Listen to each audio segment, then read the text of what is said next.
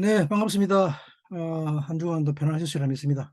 어, 지난주 또 패싹을 이어서 이번 주 토론 포션 쉐민입니다. 쉐민이 쉐민이 레위기 9장 1절부터 11장 47절까지 말씀입니다. 본문 함께 우리 공유하도록 할게요.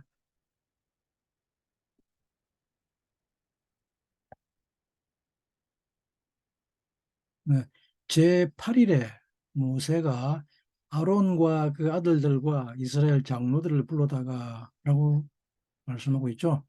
예히 바욤 하쉐미니 카라 모셰 레 아하론 우르베네아 바납 우르 자크네 이스라엘 자크네라 말은 나이들은 장로 올드맨이라 말입니다. 올드맨 나이들은 사람들의 말이죠.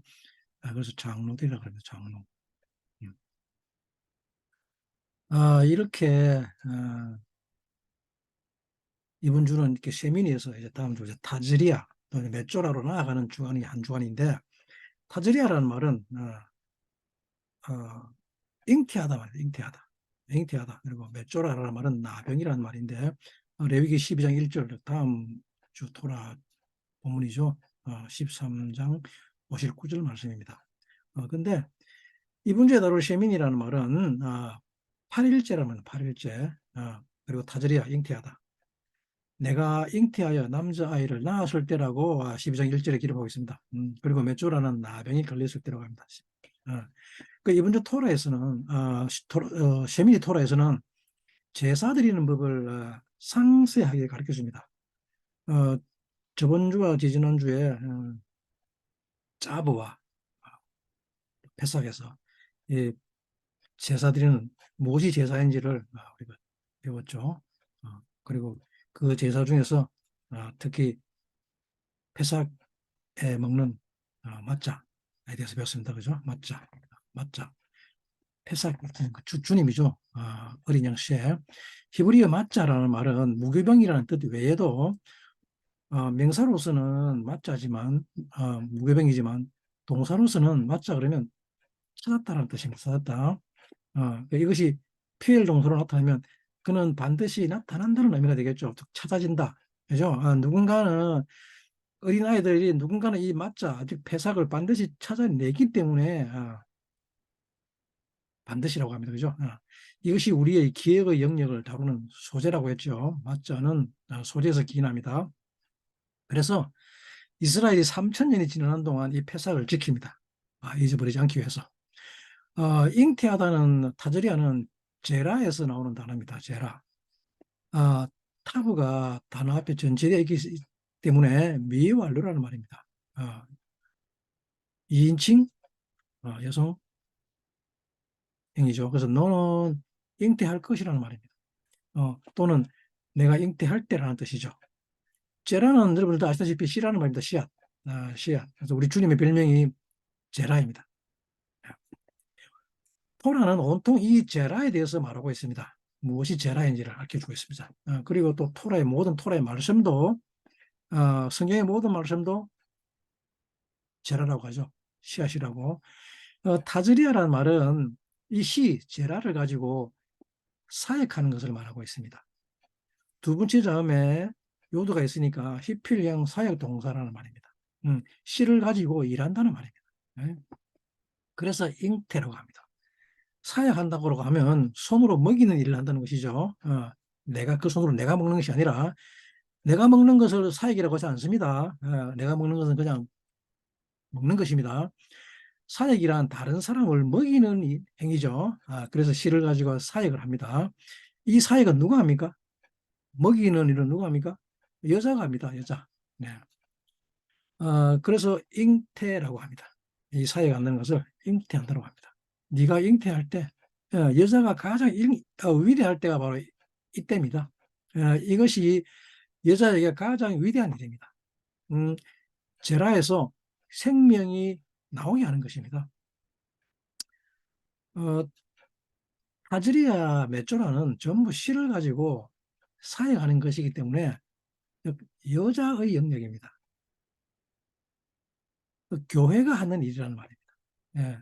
교회의 역할은 전부 생명을 낳는 일을 합니다. 또 다른 말로 제자를 낳는다, 또 가르친다라고 하죠. 이것이 교회의 여자의 사명인 것입니다. 그런데 이 타즈리아와 메조라를 이해하기 위해서는 반드시 세미니를 배워야 합니다. 8일째를 배우지 않으면 타즈리아와 메조라를 알 수 없습니다. 주님은 이 세미니에서 우리에게 특별히 가르치고 싶은 것이 교회가 여인으로서의 생명을 낳고 영원한 일들을 하며 또 세상에 관계된 일들을 하지 않고 영원한 일을 한다는 것은 모두 다 생명에 관한 일을 한다는 뜻입니다. 나를 통해서 생명이 나온다는 것을 뜻합니다. 사실 우리가 이 세상에서 원하는 것, 추구하는 것, 즉 내가 욕망하는 모든 것들은 가만히 들여다보면 전부 다 죽을 것들 뿐입니다. 전부 다 죽을 것들을 우리는 원하고 있습니다. 그래서 하나님께서는 이런 것들을 잘 주시지 않는 이유가 죽을 것을 원하기 때문에 우리로 하여금 죽지 말라고 안 주는 것입니다.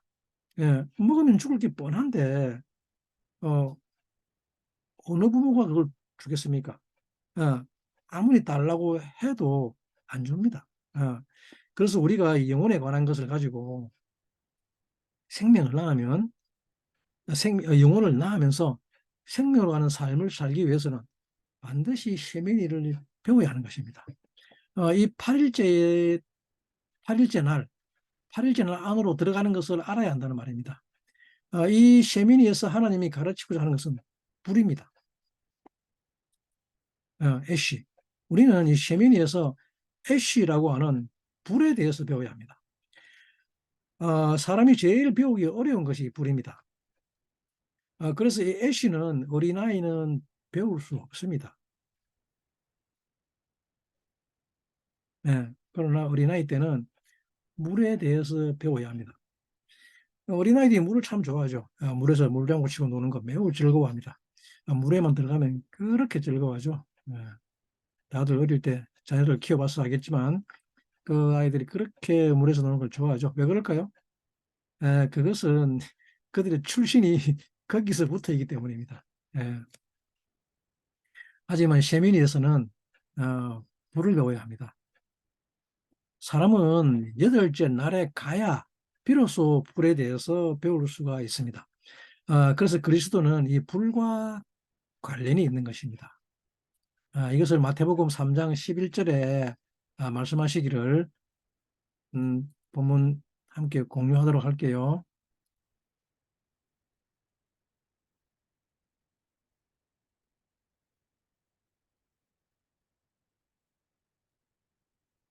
마태복음 3장 11절이죠. 이게 11절로 기록됐네요. 나는 너희로 회개케 하기 위하여 물로 세례를 주거니와 내 뒤에 오시는 이는 나보다 능력이 많으시니 나는 그의 신을 들기도 감당치 못하겠노라.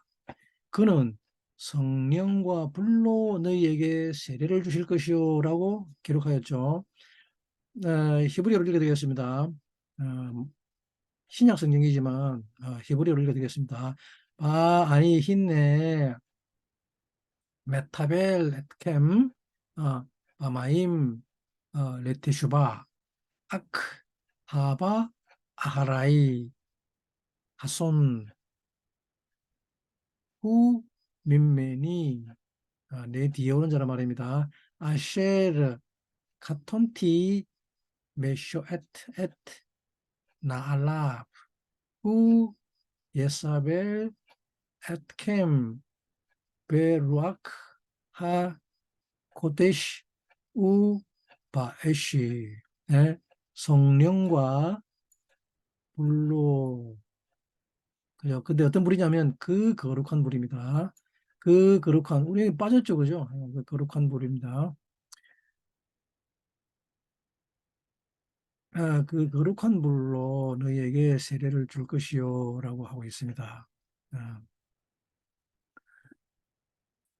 근데 어, 스- 세례 요한도 위대한 사도였습니다. 그런데 그는 그 뒤에 오실 분의 신도 감당할 수 없다고 말합니다. 어, 이것을 사도 요한은 카탄티라 그럽니다. 나는 너무 작다 그러죠. 나는 너무 작았어. 나는 너무 작아서 그 신발도 못 들겠다 그러죠. 즉, 이 말은 뭐냐 그러면 차원이 다르다는 말입니다.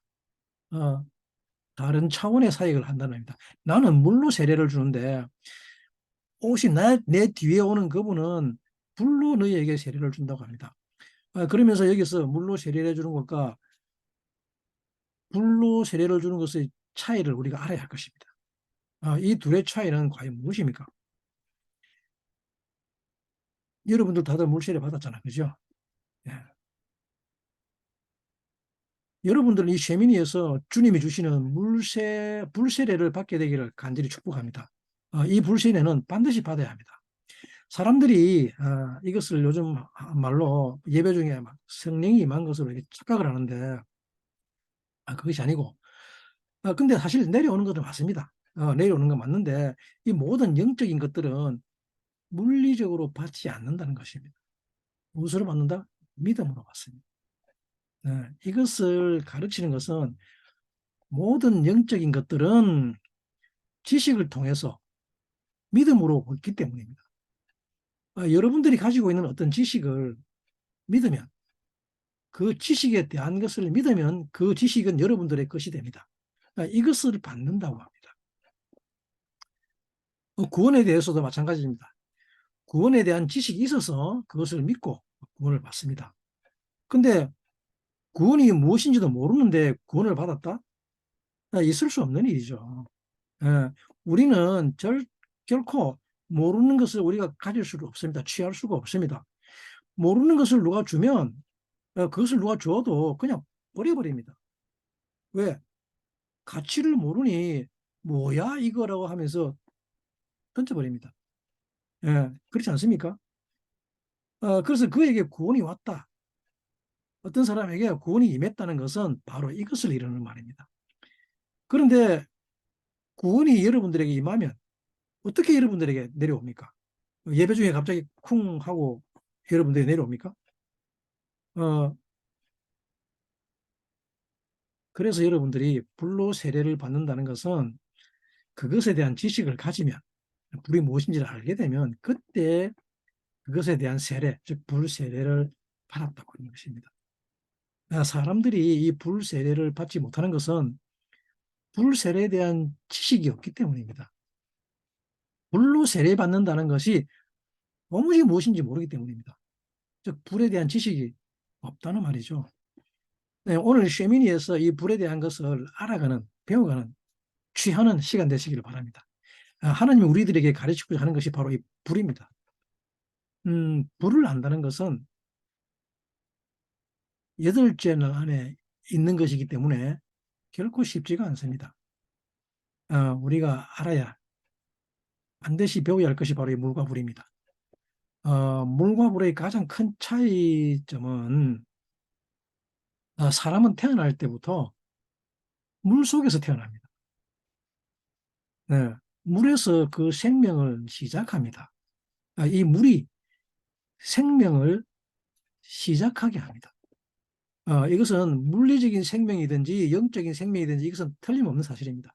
물은 생명을 시작하게 합니다. 그래서 우리 모두는 엄마의 뱃속에서 이 물이 생명을 생명되게 합니다. 그래서 엄마 뱃속에 있는 물, 양수는 매우 중요합니다. 아기들이 물을 좋아하는 이유도 그들이 물속에서 자라고 물속에서 태어났기 때문입니다. 네. 이 물이라는 것은 전부 진리를 의미하는데 이 물속에서 어떤 일이 벌어지는가 하면 어, 제라, 즉 씨앗이 자궁 속에서 결합을 하게 되면 즉 씨가 타저리아를 하게 되면 물속에서 그 씨의 생명이 생명으로 자라게 됩니다. 즉 씨를 나무 되게 하는 것이 바로 물입니다. 생명이 그 형태를 갖추게 된다는 말입니다. 물속에서는 그런 일이 벌어집니다. 처음에 제라가 씨앗의 상태에 있을 때는 그 생명이 어떤 생명인지 도무지 알 도리가 없습니다. 그런데 물속에서 이 씨가 점점 자라 형태를 갖추게 되면 비로소 어떤 생명인지 알 수 있게 됩니다. 이 물속에서 비로소 생명이 생명됩니다. 그리고 시간이 지나면 해산을 하죠. 해산을 하면 이 생명이 생명의 형태를 갖추고 있죠. 어, 문제는 그 다음입니다. 이 생명이 태어났으면 그때부터 필요한 것이 무엇입니까? 네, 양육입니다. 양육. 양육의 역사가 필요합니다. 그렇지 않습니까? 이 생명을 가달하게 하는 역사가 일어나야 합니다. 가달이라는 말은 양육하다, 자라나게 한다는 말이죠. 근데 요즘 세대는 슬프게도 이 양육을 다른 사람의 손에 ը탁하는 경우를 보게 됩니다. 어, 양육의 역사란 말은 일을 한다는 말입니다. 사역한다는 말입니다. 손으로 먹이는 일을 한다는 뜻이죠. 이 양육의 역사란 이 생명이 어떤 생명인지는 물이 결정하지만 이 생명을 자라게 하는, 가달하게 하는 것은 불이 결정한다는 말입니다. 생명을 자라게 하는 것은 불의 힘으로 키운다는 말입니다. 이 불을 애쉬라고 합니다. 알렙과 신이죠. 이 애쉬로 생명을 자라가게 합니다. 이 생명, 알렙을 형상되기까지 가져간다는 말입니다. 이것이 불의 힘입니다. 예, 그래서 그리스도가 오셔서 불로 세례를 준다는 것은 바로 이것을 이루는 말입니다. 그런데 그리스도는 반드시 이스라엘 가운데 오십니다. 그리스도는 이스라엘 아닌 곳에는 결코 오시지 않습니다. 이스라엘 비밀 아시죠? 야샤르엘입니다. 그래서 주님이 귀신 들린 딸을 고쳐달라고 간청하는 수로보니게 여인에게 하시는 말씀이 참 이상한 말씀을 하시죠. 그것은 다름 아니라 나는 이스라엘의 잃어버린 양 외에는 보내심을 받지 않았다라는 말씀을 하십니다. 어, 마태복음 5장 24절에서 28절 말씀이죠. 본문 잠깐 살펴보도록 할까요?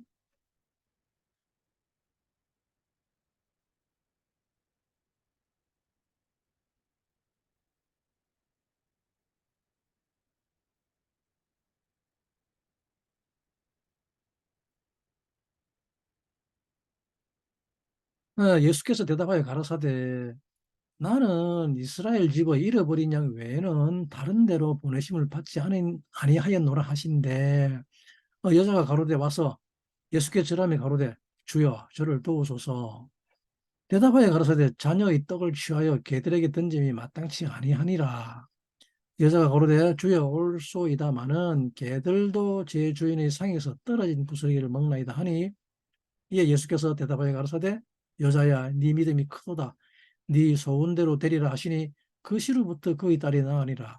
이건 마태복음 15장 말씀이죠. 근데 참고로 마가복음에도 같은 말씀이 있습니다. 마가복음 7장 25절 29절 말씀입니다. 근데 여기서는 마가복음에서는 이스라엘이라는 말이 빠져 있죠. 이 구절의 말씀 두 성경 저자들의 관점의 차이입니다. 근데 이 지금 주님의 말씀이 주님의 성품에 합당한 말입니까? 예? 주님의 성품상 이런 말 하시면 안 되는 것 아닙니까? 그죠? 우리 많은 사람들이 이것을 오해하죠. 이 말은 정말 미스터리입니다.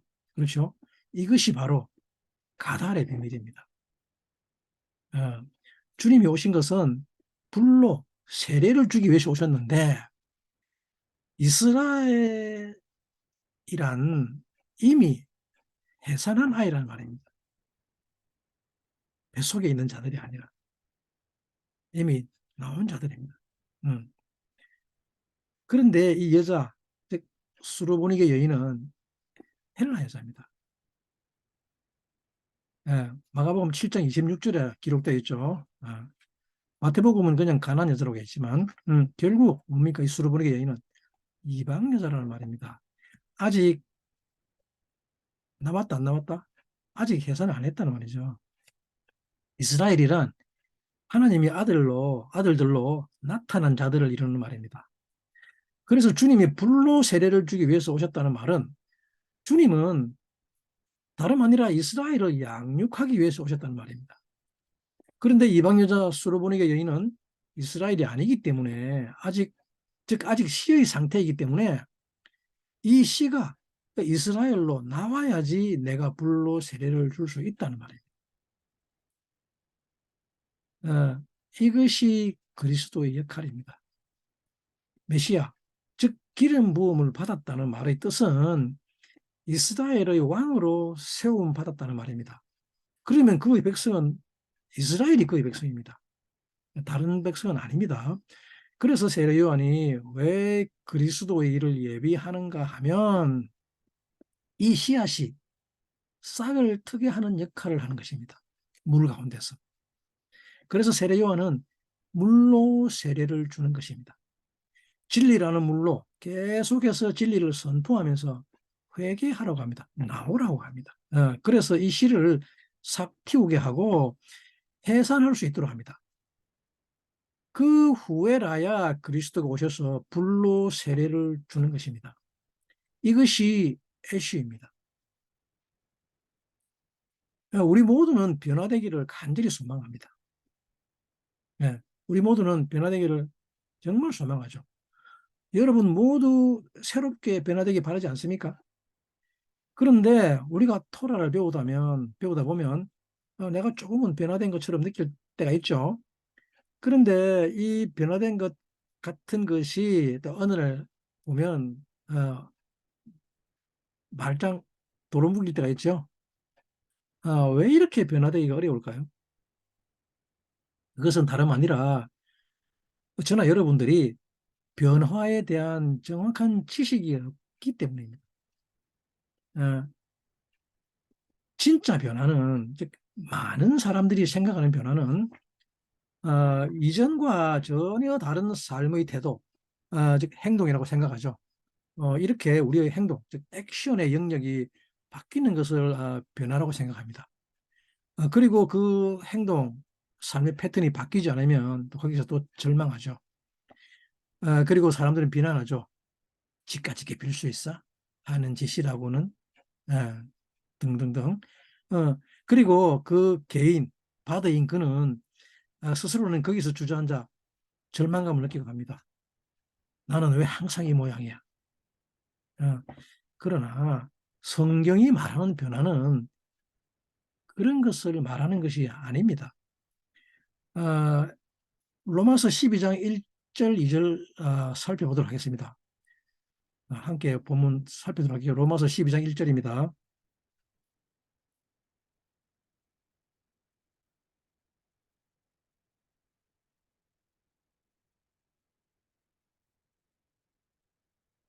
네.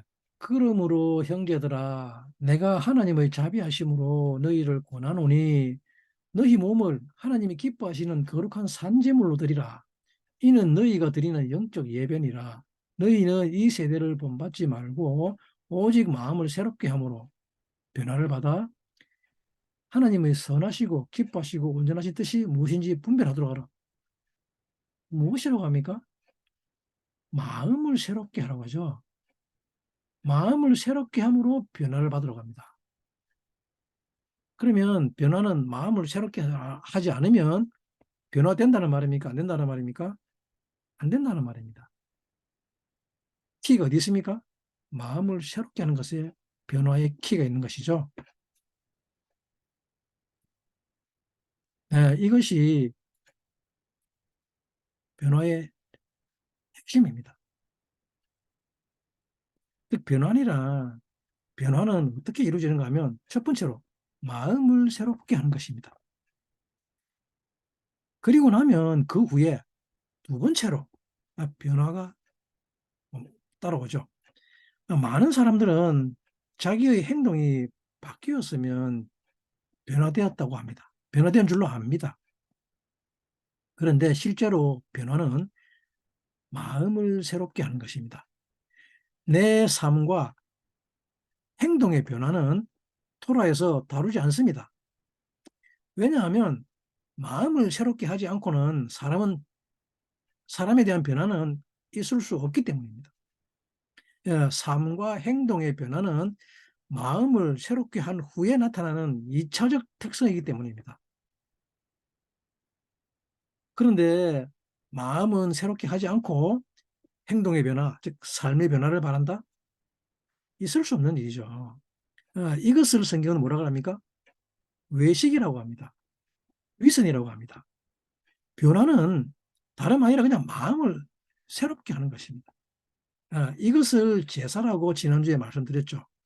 영적 제사란 다름 아니라 나의 욕구, 즉 마음의 원함의 방향을 바꿔주는 것입니다. 이 이노다 투의 목적, 어, 이 욕구의 쓰임새가 어디에 있는가, 무엇이냐는 것이 제사라고 하였습니다. 욕구의 방향을 전환시키는 것이 제사의 참 뜻이라고 하였습니다.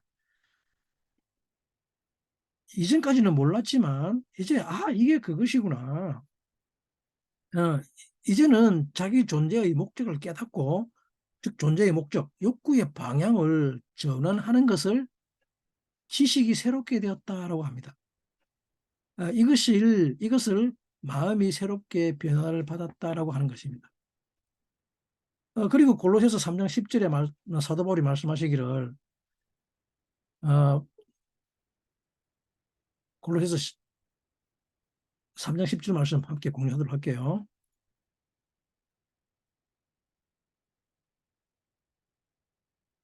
여러분들 다 아시는 말씀, 이렇게 아시는 말씀이에요.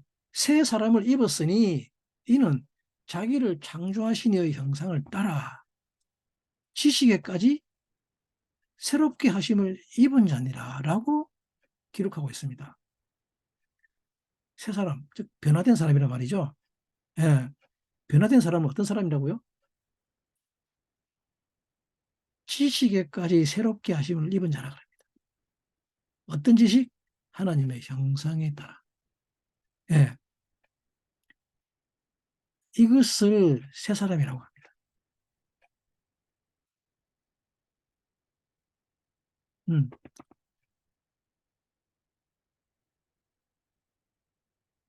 새 사람이란 지식이 새롭게 된 자란 말이에요. 이 지식이 어떤 지식인지는 잘 아시겠죠? 예, 하나님의 형상에 대한 지식입니다. 즉 존재의 목적을 깨달은 자란 말이에요. 내게 어떤 욕구가 있는 이유가 바로 이것 때문이구나라는 것을 깨달은 사람을 말하는 그 뜻이 새 사람을 입었다고 합니다. 먹는 것, 어, 우리의 욕구죠. 우리 감정의 욕구. 이 욕구에 대한 지식을 깨달아야 합니다. 이 새롭게 됐다는 것을 하다시라고 합니다. 히브리어로 하다시라고 그러는데, 이 단어가 꼭 살펴봐야 합니다.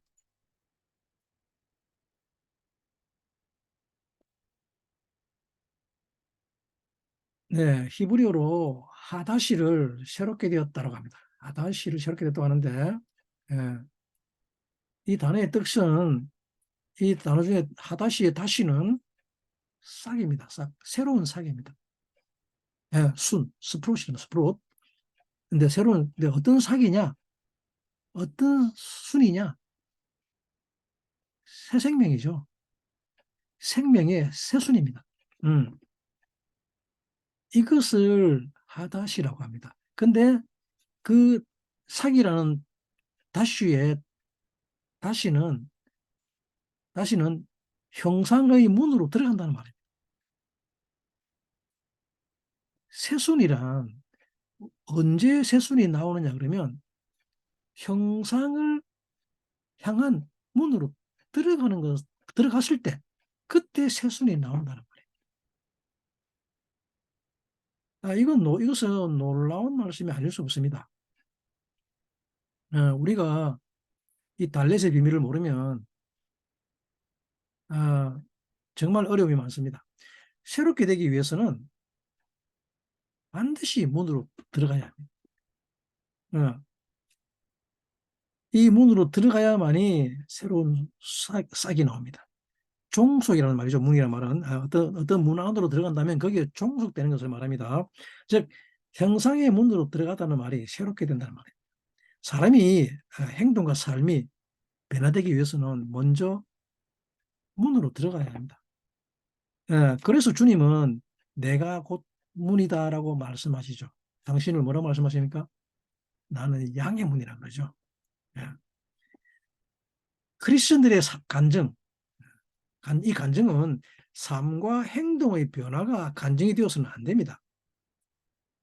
어, 크리스천들의 간증은 내가 그 문으로 들어갔느냐, 안 들어갔느냐가 간증일 뿐입니다. 우리가 성경을 배우다가 듣게 되는 소리가 너는 왜 토라를 배워도 변화가 되지 않아? 라는 소리를 들을 때가 있습니다. 근데 이 변화는 먼저 깨달음이 와야 합니다. 깨달음이 없이 변화는 오지 않습니다.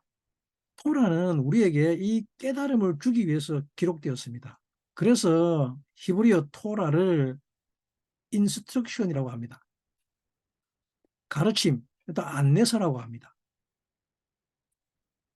이 깨닫게 되는 부분은 전부 물의 영역입니다. 이것이 진리의 역할입니다. 마음을 새롭게 한다는 것은 다름 아니라 원래의 상태를 나타내는 것을 뜻합니다. 우리는 사실 변화될 필요가 없습니다.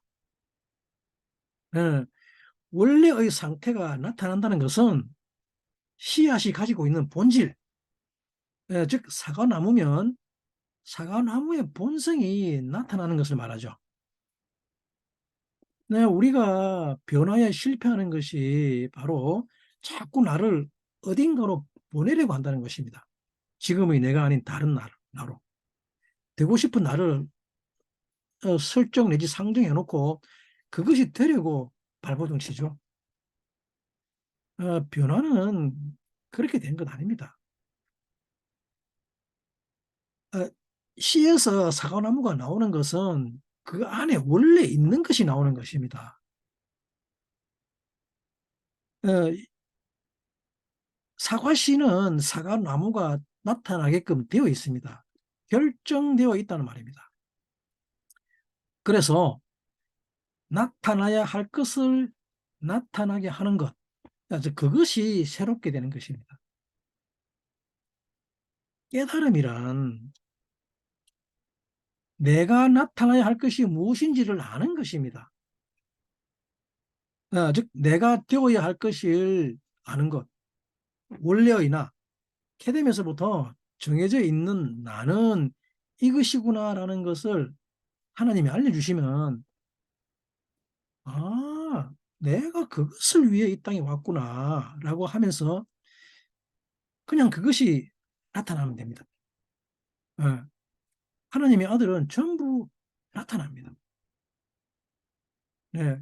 그래서 나는 사실 변화될 필요가 있습니까? 없습니까?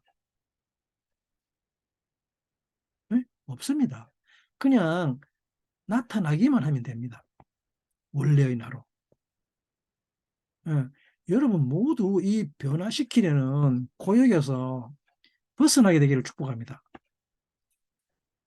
이것이 문, 즉 달렛을 발견한 자의 기쁨입니다. 이것을 종속되었다라고 표현합니다. 이 문을 가진 자가 누굽니까? 다윗이죠. 위대한 왕 다윗. 달렛이 두 개나 있죠. 우리말로 다윗이지만 히브리 말로는 다비드. 예. 달렛, 바브 달렛. 예. 이것이 문으로 들어간 자의 기쁨입니다. 다시는 새롭게 된다는 말은 생명이 새롭게 되었다는 말입니다. 그래서 내가 주님의 아들, 즉 신의 아들이면 신의 아들이 나타나는 것이죠. 아브라함이 너희 아비면 아브라함이 행한 것을 하라. 그러나 너희는 거짓 아비의 자식이구나라는 주님의 말씀은 이것을 이루는 말씀이죠. 예, 이것을 나타나게 하는 것을 진리, 물이라고 하죠. 예, 여러분들이 진리 가운데, 즉, 물 안으로 들어오면 그것이 정말로 나타납니다. 왜들 그렇게 변화되려고 합니까? 그냥 진리 안으로 들어오시기 바랍니다. 참 신기한 것이 이 생명, 하나님의 아들입니다. 보이지도 않는 요드, 요드가 그냥 큰만데 사실은 가장 작은 문자죠. 보이지도 않습니다. 이 요드가 물 가운데로 들어가기만 하면 그 본질이, 즉 생명이 나타납니다. 이것을 변화라고 합니다.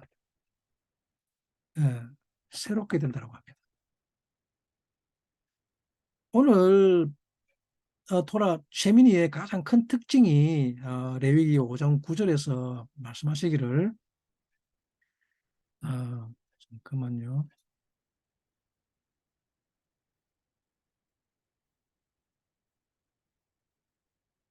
어, 본문 말씀 함께 학교 레위기 9장 5절이죠. 레위기 9장 5절.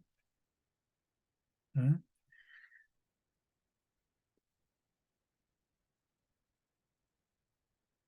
네. 그들이 모세의 명한 모든 것을 회막 앞으로 가져오고 온 회중이 나와 여호와 앞에 선지라. 6절 모세가 가로되 이는 여호와께서 너희에게 하라고 명하신 것이니 여호와의 영광이 너희에게 나타나리라 라고 기록하였죠. 히브리 본문으로 살펴보겠습니다. 바이크후 엣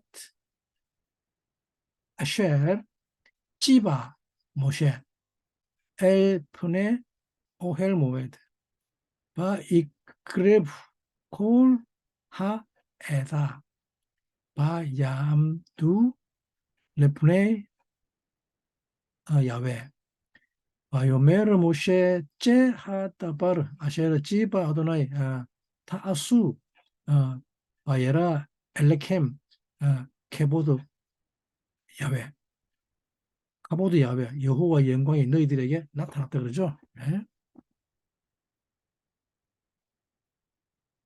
여호와 영광이 너희에게 나타났다 그 말씀하십니다. 언제? 온 회중이 여호와 앞에 섰을 때. 예. 여호와의 영광이 나타나려면 온 회중이 나와서 서야 합니다. 이 온 회중을 콜에다라고 합니다. 콜에다. 콜에다는 회중 또는 증인 또는 증거 그리고 또 양떼라고 이 온 회중이 나와야 합니다. 그래야 여호와의 영광이 나타납니다. 콜에다가 서지 않으면 여호와의 영광은 나타나지 않습니다. 여호와의 나타나심은 다른 것이 아니라 그리스도의 나타나심입니다. 그리스도가 여러분들의 삶에 나타나서 주관하려면 반드시 콜에다가 나와서 서야 합니다. 이 콜에다는 모든 것이죠. 원바디의 모든 지체들을 말합니다. 예, 모든 지체들이 다 출현해야 한다는 말입니다. 그럴 때 여호와의 영광이 나타났다고 합니다. 이것은 다른 말로 한 생명이 새롭게 나타나는 것과 같습니다. 그 생명의 모든 지체가 전부 다 나온 것입니다. 예, 우리 몸 안에 있는 모든 지체들이 다 나온 것입니다. 이것들은 모두 나타난 것입니다. 그래서 이 에다가 증거 또는 증인이라는 뜻입니다. 증거란 사과 씨앗에서 싹이 나와 줄기가 자라 가지가 나서 잎이 나고 그 가지에 사과 열매가 맺히면 그것이 바로 증거, 즉 사과나무라는 것입니다. 그죠? 이 씨가 사과나무였다는 것을 이 열매가 증거합니다. 하나님의 아들이라면 이 하나님의 아들됨의 모든 것, 즉 지체가 나타나는 것이죠. 우리가 한 몸이라는 인식이 오게 되면 그것을 야훼의 영광이 나타났다라고 하는 것입니다. 이것이 한 세 사람의 출현입니다. 그리고 이것을 해산이라고 합니다. 그러면 이때 나타난 야훼의 영광이 하는 일이 무엇인가 하면 변화를 시키는 것입니다. 변화란 양육입니다. 위대하게 자라게 하는 것입니다. 어, 그리고 바로 이때 이 콜에다가 받는 것이 바로 불, 애쉬입니다. 그것이 레위기 9장 24절 말씀입니다.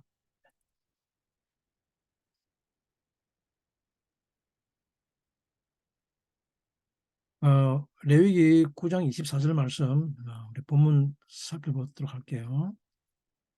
오늘 살펴볼 것이 많죠. 네. 불이 여호와 앞에서 나와 단 위의 번제물과 기름을 사른지라 온 백성이 이를 보고 소리 지르며 엎드렸더라라고 하죠. 히브리어로 바테째 에쉬 밀펜의 야훼 토째 나왔단 말입니다. 뭐가? 불이 어디에서? 여호와의 앞에서. 바토칼 알하 미츠베ach 에트하 올라 베에트하 할라빔 바야레 콜하암 바이누 라 이플루 알 바나햄. 재밌는 말씀인데 뭐냐면 굉장히 중요한 단어입니다. 불이 나왔다 그랬죠. 그리고 뭡니까? 단위의 번제물과 기름을 사른지라 그러죠. 불이 나와서 우리말로는 사른지라 했는데 이 말의 뜻은 바토칼이죠. 바토칼 먹었다는 말입니다. 삼켰다 그럽니다. 그것을 불살랐다 그럽니다.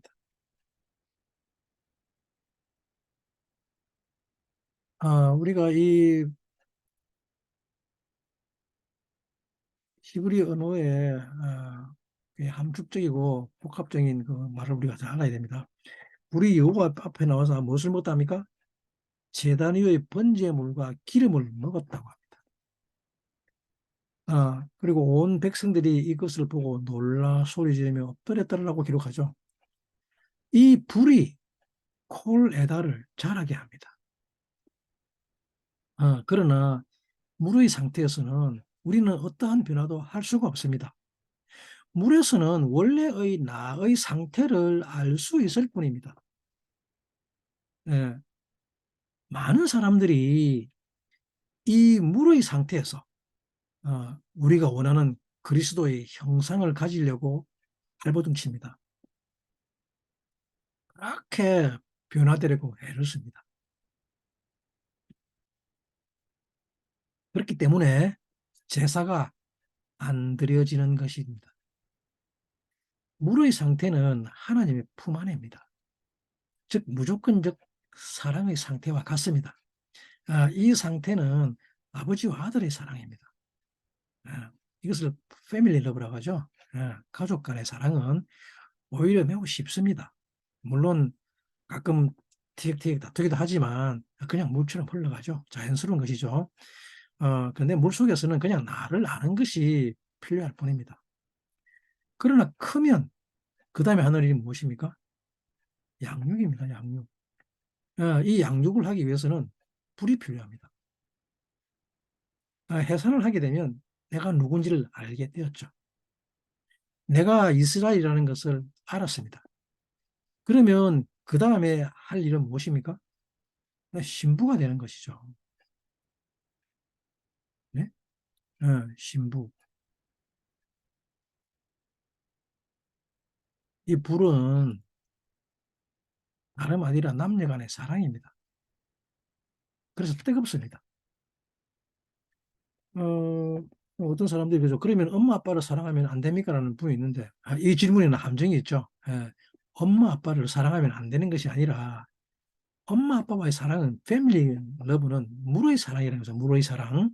근데 이 물의 사랑을 떠나서, 물의 사랑을 할 시기, 때가 되었다는 것이죠. 어, 해산한 아이는 이 불의 에너지로 자라게 합니다. 가달, 즉 양육한다는 말은 위대하게 키우는 것을 말하는 것이죠. 그래서 하나님은 이 콜에다가 출현하면, 양떼가 출현하면 이 양떼를 먹이라고 합니다. 내 양을 치라라고 합니다. 이것이 제자들에게 하신 주님의 마지막 부탁이었죠. 이 주님의 양떼가 바로 콜에다입니다. 아, 토라는 이 한 세 사람을 가르치려고 그렇게 애를 쓰는 것입니다.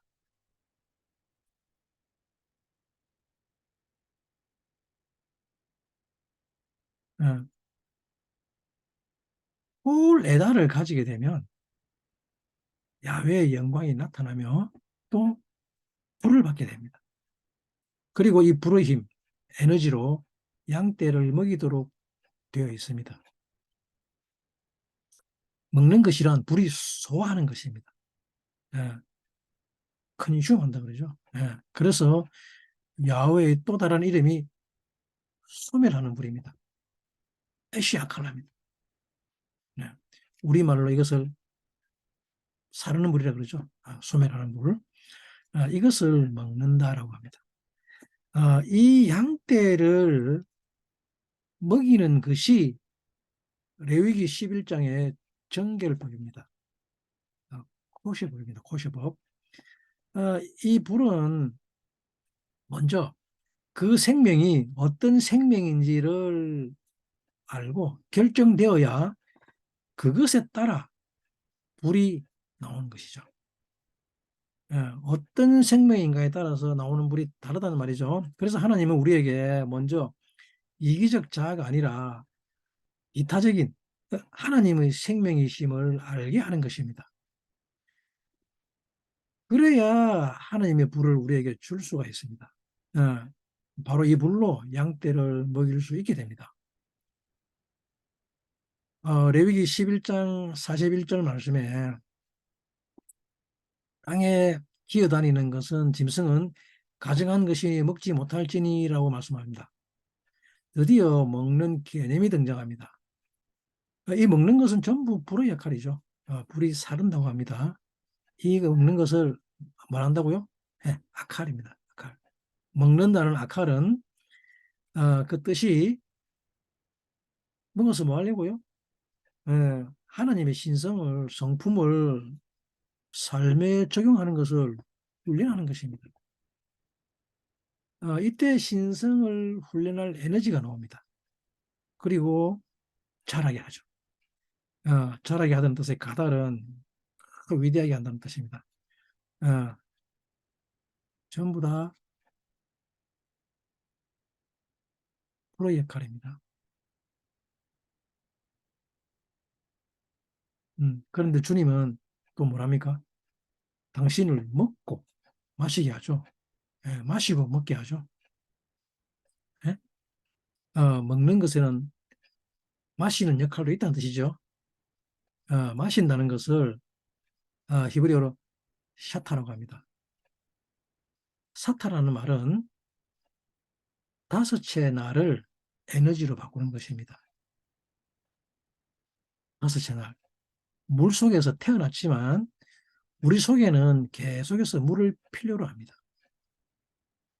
형상을 완성하기까지 우리는 계속해서 물을 마셔야 한다는 말입니다. 계속해서 물을 마신다는 것은 나의 형상에 대한 존재의 기억을 잊어버리지 않게 하기 위해서입니다. 어, 이것을 유지하기 위해서, 즉 잊어버리지 않기 위해서는 물고기와 새를 먹음으로써 유지하겠습니다. 유지할 수 있습니다. 왜 물고기가 새일까요? 물에서 나온 것들이죠. 네. 그런데 아무 물이나 아무 물고기나 새를 먹으면 안 됩니다. 그러면 자기의 본질을 잊어버리고 이상한 존재가 됩니다. 사람을 타락시키는 것은 매우 쉽습니다. 오히려. 그것은 그 존재의 본질을 잊어버리게 하면 됩니다. 즉, 아무 것이나 마시게 하면 됩니다.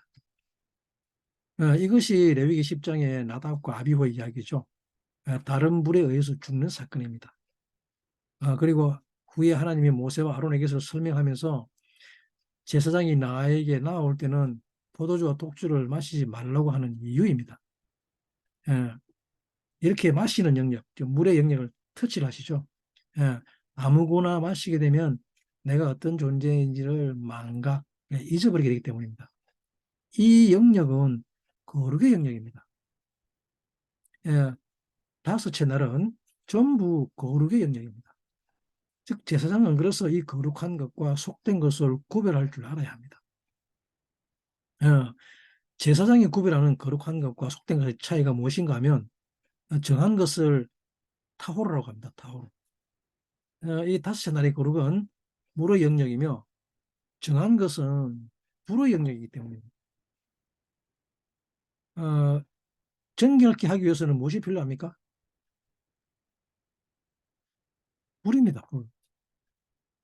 애쉬는 불은 정금을 만드는 데 필요한 것입니다. 그리고 또 거룩에는 기름을 바른다고 하죠. 어, 정결하다는 것은 그것이 위대해지는 것입니다. 이미 결정된 생명이 완성되는 것입니다. 그리스도는 이 우리를 완성하기 위해서 오신 분입니다. 굽은 것을 곧게 하기 위해서 오시는 분이 주님이죠. 이 물의 상태를 다섯째 날이라고 합니다. 그리고 여섯째 날을 불의 상태라고 합니다. 이 다섯째 날의 물고기와 새는 전부 우리를 거룩하게 하기 위한 먹거리, 아칼라입니다. 그래서 사람은 이 다섯째 날에 먹도록 되어 있는 것을 먹어야 합니다. 다른 것 먹으면 이 다섯째 날의 역사가 파괴됩니다. 즉 마음을 새롭게 하는 역사가 파괴되어 버립니다. 그리고 땅에 기어다니는 것은 가증 안에 먹지 말라고 하셨는데 이 구절을 히브리어로 살펴보게 되면 왜 이것이 가증한지 알 수 있게 될 것입니다. 레위기 이게 11장 41절 말씀이죠. 레위기 11장 41절 말씀에 본문 우리가 살펴보도록 할게요.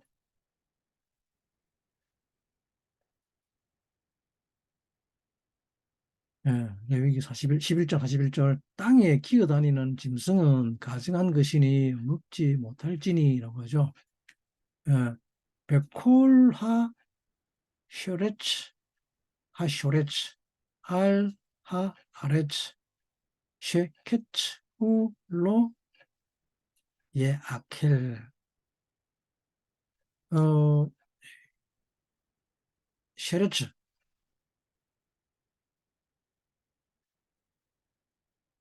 기어다니는 짐승이라는 기어다니는 짐승. 근데 어떤 기어다니는 짐승이냐면 어떤 짐승이냐 그러면 쇼케르 쇼레츠 기어다니는. 근데 이 번역이 좀 그렇죠. 이거는 들끓다는 거예요. 들끓다. 샤라차라는 말은 우글거리다, 들끓다는 뜻입니다. 어디에 우글거리고 들끓느냐 지금 알하 에레츠죠. 땅 위에서 우글거린다고 합니다. 땅 위에서 기어다닌다고 합니다. 들끓고 있다고 합니다. 이것은 뭡니까? 샤케트라고 하죠. 가증하다 그럽니다. 왜 이것이 가증한지 다음 구절을 살펴보도록 하겠습니다. 참 재밌는 말씀이죠. 쉐레츠, 쇼레츠. 그죠? 쉐레츠, 쇼레츠. 같은 단어를 두 번 사용하겠습니다. 처음에는 명사로, 두 번째는 동사로. 샤레츠, 하쇼레츠. 샤레츠, 꿈틀거리다, 기어다니는 뜻이죠. 근데 이 샤라츠는 언제 나타납니까? 성경에서? 다섯째 날입니다. 다섯째 날에 물에서 들끓는 내펫이 하야입니다. 예.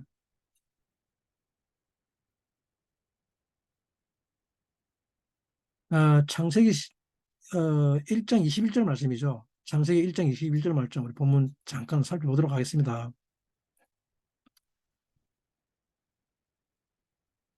네. 하나님이 큰 물고기와 물에서 번성하여 움직이는 모든 생물들을 종류대로 날개 있는 모든 새를 그 종류대로 창조하시니 하나님이 보시기에 좋았더라라고 하죠. 우리 말로 번성하다라고 했는데 번성하여 움직이는 근데 히브리 말 살펴볼게요. 바이브라 엘로힘 엣 하탄님 하가돌림 베엣 콜레베시 하하야 하 로메쉿 아쉘 샤르주 하마임 레 민네햄 베엣 콜 오프 카납 레 미네후라고 하죠. 예, 샤르주라고 합니까?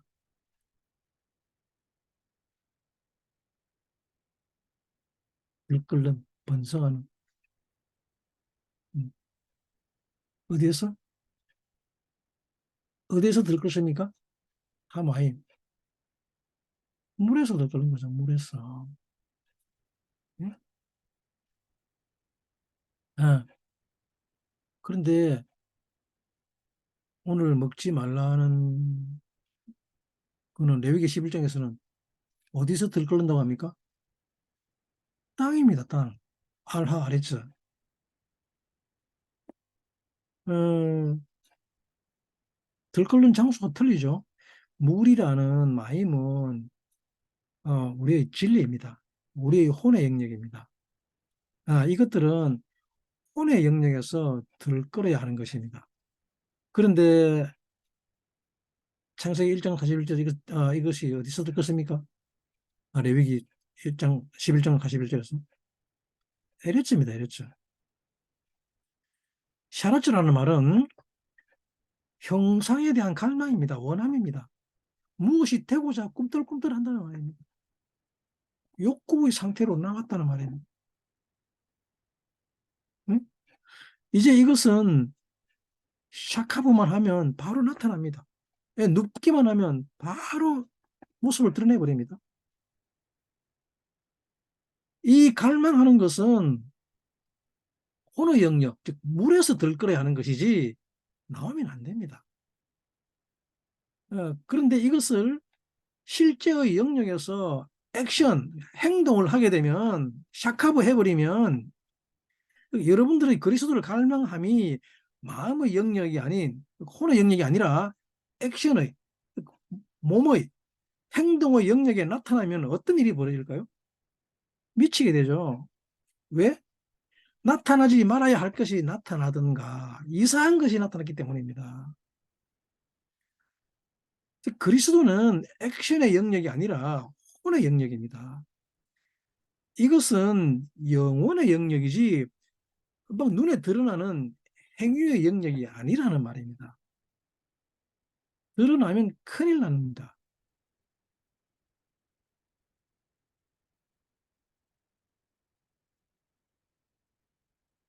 그런데 이 짐승들이 지금 어디서 들끓고 있습니까? 땅입니다. 땅. 샤라츠가 땅 위를 기어다니고 있습니다. 이것을 가정하다고 합니다. 예, 다섯째 날에 있어야 할 것들이 땅 위를 기어다니기 때문에 가정하다고 하는 것입니다.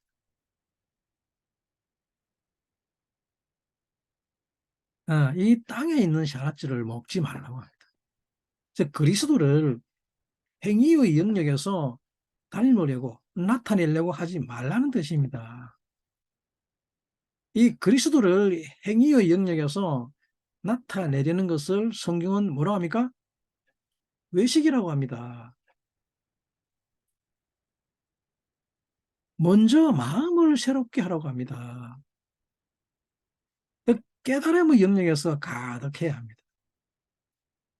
다섯째 날이란 나는 이미 신의 형상, 하나님의 아들이라는 것입니다. 그냥 이것을 지식으로 아는 것입니다. 이것을 마음을 새롭게 한다라고 합니다. 그러면 언젠가는 8일째가 나타난다는 것입니다. 콜에다가 탄생한다는 말입니다. 이 다섯째 날을 위해서 주신 것이 바로 물고기와 새입니다. 내 존재를 기억하라는 것이죠. 레위기 11장 10절 말씀입니다.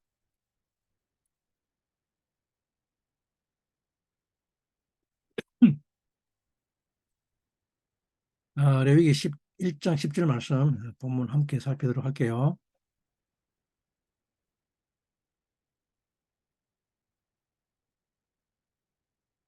네, 물에서 동하는 것과 물에서 사는 것, 곧 무릇 강과 바다에 있는 것으로서 지느러미와 비늘 없는 것은 너희에게 가증한 것이라.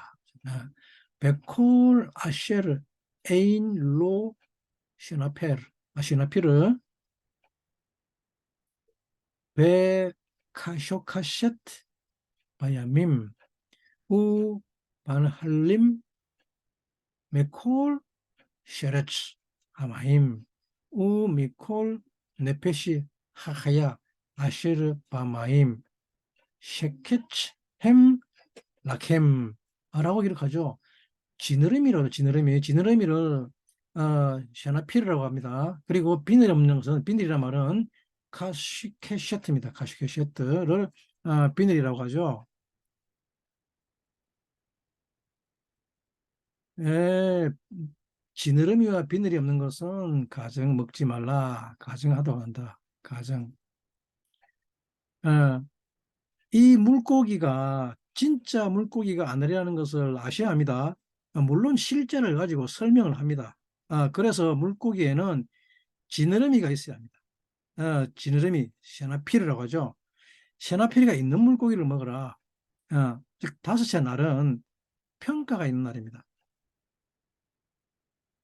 어, 평가, 거제로 올려드리는 것인데 거제로 노프라고 합니다. 높이 들어 올리는 것을 말하죠. 노프는 신실한 입이란 말입니다. 내 입이 아니라는 말이에요. 신실한 입이란 말은 일관된 말을 말하는 것입니다. 무엇에 대해서 신실한가 하면 이 다섯째 날의 평가가 신실하다는 말입니다. 이 사맥, 즉 슐람에 대한 평가가 바뀌면 안 됩니다. 평가에 대한 신실은 기준이 있습니다. 이 사맥을 두 개 합친 것이 바로 쉐민입니다. 이렇게 쉬우죠. 너는 어느 것으로 평가할 것인가? 즉 위의 사맥으로 너를 평가할 것인가? 아니면 아래 것으로 평가할 것인가? 이것이 셔나피르, 지느러미가 결정합니다.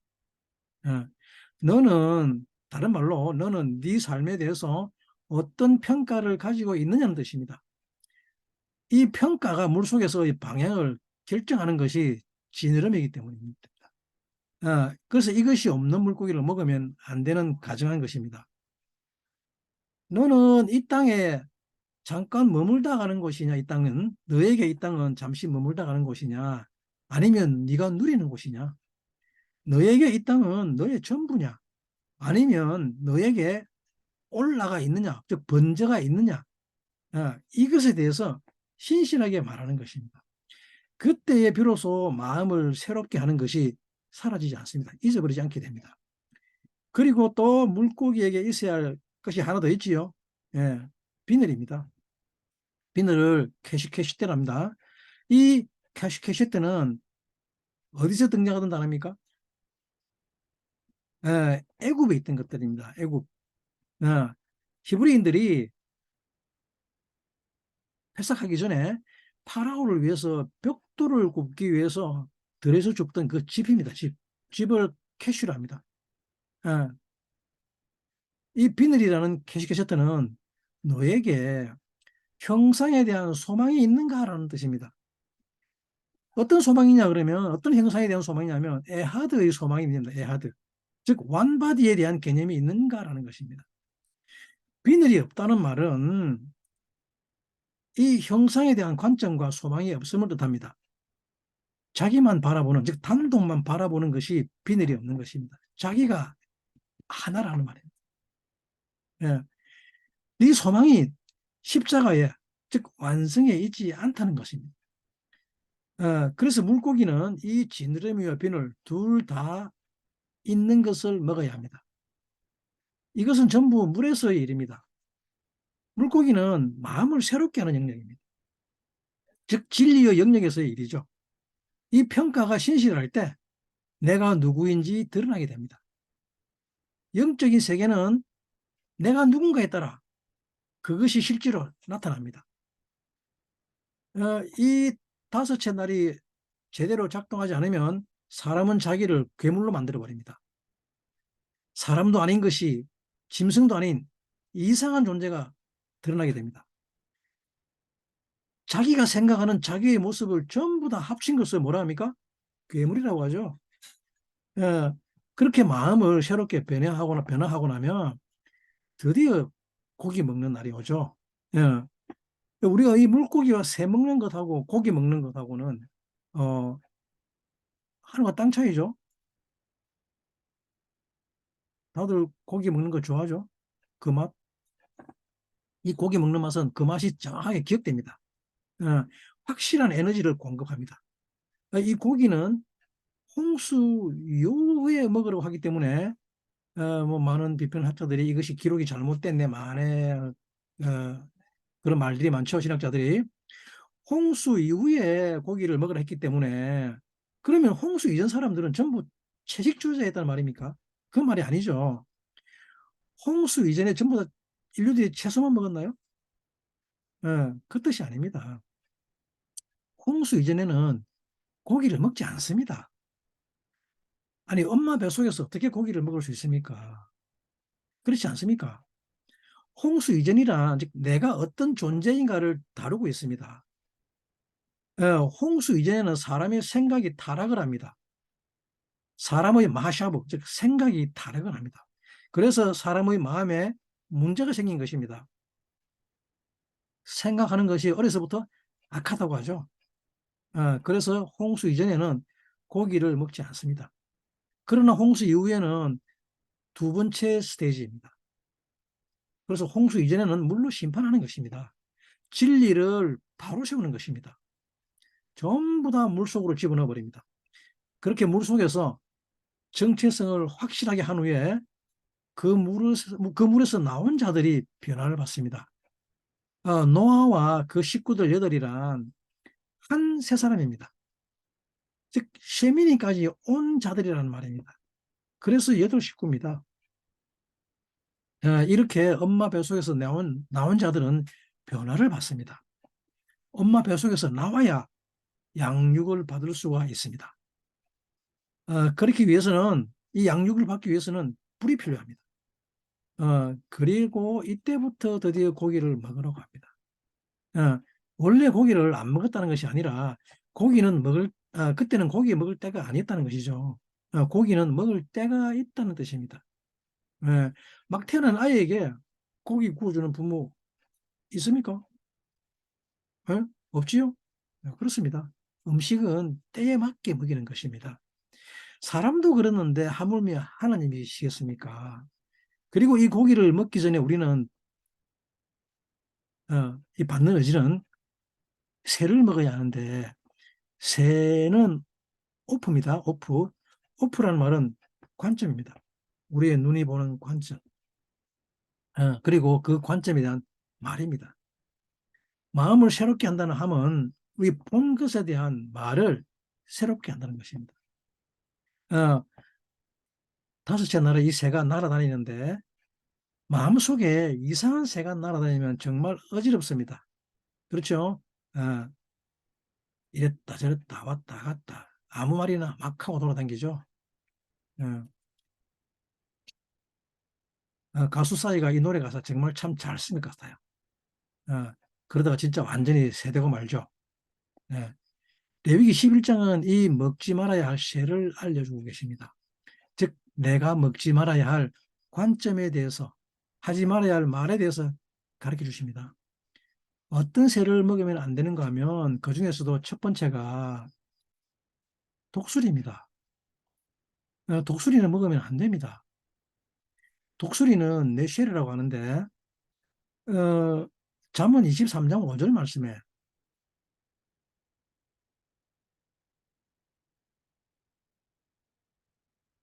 어, 이 독수리에 대해서 기록하고 있죠. 잠언 23장 5절 말씀 본문 함께 우리가 살펴보도록 할게요.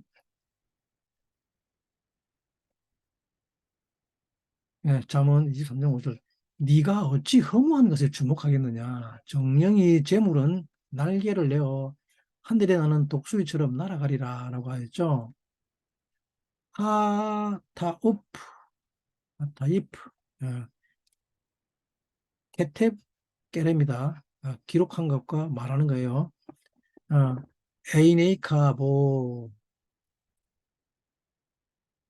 왜 에이네이누키 아쇼라, 아쇼, 야 아셀로 카나핌 카 네쉘, 바 야옙, 야우프, 하 샤마임. 이 둘 중에 하나만 읽으면 됩니다. 우리는.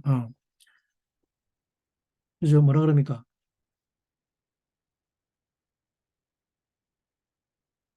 허망한 것. 네 눈에 에이네이누, 네 눈에 허망한 것. 예.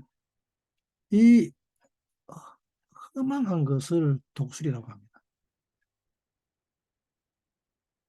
예?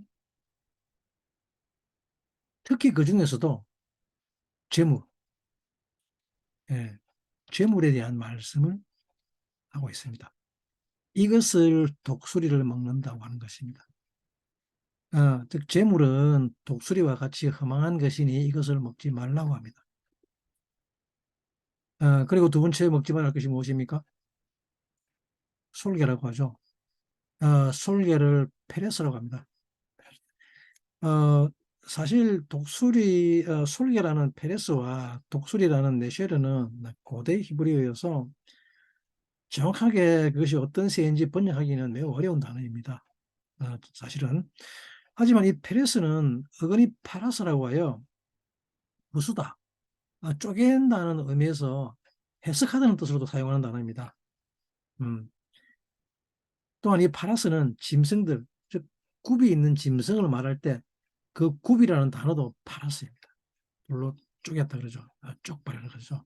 기본적으로 부수다 또는 쪼개다는 뜻을 어, 가지고 있다는 말입니다. 또 나라 이름 페르시아도 역시 이 단어를 사용합니다. 이것을 이사야서 30장 28절에 기록하고 있죠. 이사야서 30장 28절 말씀 우리 공유하도록 하겠습니다. 이사야서 30장 28절 말씀이죠. 살펴봅시다. 그 호흡은 마치 창이라여 목에까지 미치는 하수 같은즉 그가 멸하는 키로 열방을 까부르며 미혹되게 하는 자갈을 여러 민족 입에 먹이시리니. 꾀루코, 그의 호흡이죠. 그의 호흡이 케나칼, 어, 셔테프, 앗, 짜발, 야카제, 라, 하, 나파, 고임, 베나팟, 샤베, 베레셴, 마, 마트에, 알, 레, 하예. 참 어렵습니다. 레쉐입니다. 레쉐. 자갈, 레쉐. 이게, 이 단어가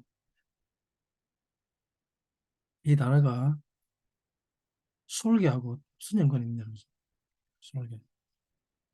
이때 이 미혹하게 되는 재갈을 물리다는 말에 재갈이 랐습니다. 재갈. 말 입에 물리는 재갈. 이걸 랐으라는데, 이거 라사스가 근입니다. 파편입니다. 파편. 어, 이 파편을, 어, 재갈을 물리니까 파편이 막 튀죠. 그래서 뭐냐니까, 미혹하게 한다는 말은 뭡니까? 헛소리라는 말이죠. 헛소리, 빈말. 빈말로 너스레를 떨어서 유혹한다는 말이죠. 그것이, 라하, 나파면 나파. 어, 그 빈말하는 입에 재갈을 물렸다 그럽니다. 그러니까 침을 질질 흘리죠. 입이 축축하게 되는 거죠. 이것을 솔개라고 합니다. 솔개라는 말은 미혹한다는 말입니다. 그 미혹의 관점을 가지면 안 된다고 합니다. 근데 이 미혹이라는 어떤 미혹이냐면 열매에 대한 미혹입니다. 어, 그리고 그 열매에 대한 평가입니다. 이것이 하와가 미혹되어 보암직도 하고 먹음직도 한 그 나무의 열매죠.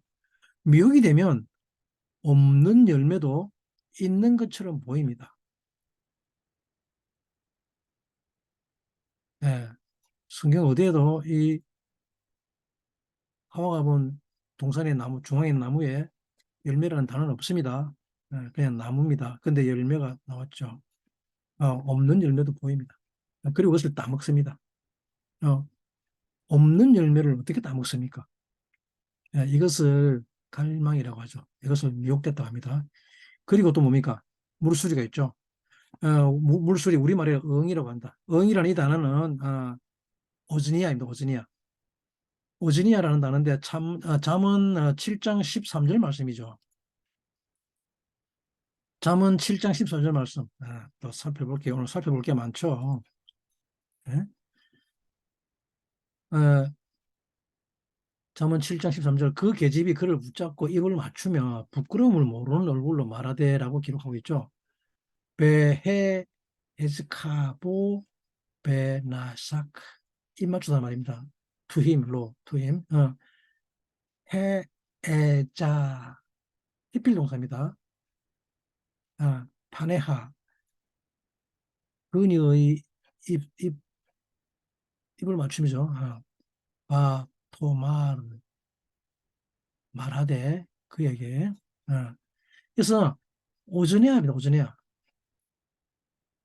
이게 술이라는 응이라는 오즈네아 물술이라는 말입니다. 오즈네아. 오즈네아라는 말은 뭐냐면 근데 이 단어가 웃기는 게 오즈네아는 여호와는 나의 힘이라는 말이에요. 이게 오즈네아가 가진 참 뜻이에요. 오즈네아. 오즈는 아즈는 힘이면 힘. 근데 어떤 힘이냐? 나의. 예. 여호와는 나의 힘이라는 거예요. 이게 뭔 말입니까? 여호와는 나의 힘인데 이게 왜 응인가 하면 이것을 뭐라 하냐면 부끄럽다 합니다. 이것을 번역을 어떻게 했냐면 부끄러움을 모르는 얼굴이라고 합니다. 아자아자죠. 힘 세다는 말입니다. 오즈니아라는 말은. 그래서 레위기의 오즈니아라는 말은 야훼는 나의 힘이라는 말인데 어떤 힘인가 그러면 이것은 단어의 워드플레이입니다. 역설적인 것입니다. 얼굴이 두껍다는 말이에요. 부끄러움을 모르는. 음. 근데 이 부끄러움을 모르는 것을 음란이라고 합니다. 그것이 방금 읽은 잠언 7장의 10장부터 27절 말씀을 전부 다 읽어보시기 바랍니다. 그러면 이것이 왜 부끄러운 것인지를 알게 됩니다. 전부 다 읽기 바랍니다. 즉 물술이란 부끄러움을 모르는 얼굴, 무엇에 대한 음란에 대해서 부끄러움을 모르면 대책이 없습니다. 그러면 자기가 어떤 존재인지 다 잊어버리게 됩니다. 그러면 완전히 망하죠. 마음을 새롭게 할 수가 없게 됩니다. 내가 하나님의 아들로서 신성을 가졌는지 알 길이 없게 됩니다. 이것을 우리는 뭐라 그럽니까? 무한무치하다 그러죠. 부끄러움을 모르면 얼굴을 두껍게 한다고 합니다. 이것이 물술이 어흥입니다.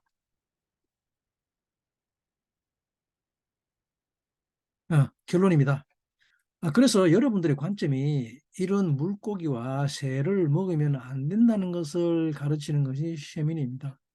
그래서 내가 신성을 가진 하나님의 아들이면 이 마음을 계속 유지시켜야 하는 것입니다. 그때 비로소 하나님이 불을 주셔서 그 불로 고기를 태우게 하십니다. 이때 태우는 불이 무엇을 먹는가 하면 이 야외의 불이 나와서 무엇을 먹는가 하는 것이 바로 올라, 고기를 먹습니다. 올라, 번제물. 비로소 여러분들은 점점 가달하시게 되죠. 이 불은 올라를 먹고 자라가 나게 됩니다. 그리고 계속해서 올라 상승합니다. 물은 어디로 내려옵니까? 아래로 흘려 내려오죠. 땅으로. 기억하라고. 그러나 불은 계속해서 위로 올라갑니다. 그리고 또 이 불이 먹는 게 뭡니까? 기름을 먹는다고 합니다. 기름. 기름을 헤렙으로 합니다. 헤렙. 현대 히브리어는 이 헤렙을 우유라고 합니다. 우유. 정확하게 말하면 버터입니다. 버터. 치즈나 버터, 우유에 떠가 있는 굳어 있는 기름이죠. 이것을 헤레브라고 하죠. 헤레브란 생명을 훈련하는 집입니다. 이것을 먹어야 생명을 훈련할 수 있습니다. 예, 삶에 대한 마음, 즉 의지를 말하는 것입니다. 예, 불로 이 기름을 태워 그 에너지로 하나님의 형상에까지 자랄 수 있도록 배우고 훈련하게 합니다. 채식주의자는 육신을 생각해서 먹는 것이죠. 예, 하지만 우리는 원래 고기를 먹도록 창조되었습니다. 사람의 육신? 주님은 그런 것 관심 없습니다. 그래서 주님 뭐라 그럽니까?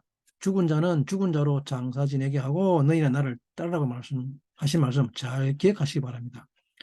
하지만 이 채소는 또 전부 다 다섯째 날의 양식이기도 합니다. 그리고 또 여섯째 날에도 먹는 것이기도 합니다. 하지만 이 여덟 번째 날에서는 이 불에 대한 것을 가르칩니다. 결국 우리를 변화시키고 양육시키는 것은 전부 이 불이 가르쳐주고 있는 것입니다. 불이 오면 다섯째 날을 유지할 수 있는 물고기와 새를 먹게 하시며 또 이 불에 의해서 그리스도의 형상으로 변화될 수 있는 에너지를 공급받게 하십니다. 주님은 우리에게 이 불을 주시는 분입니다.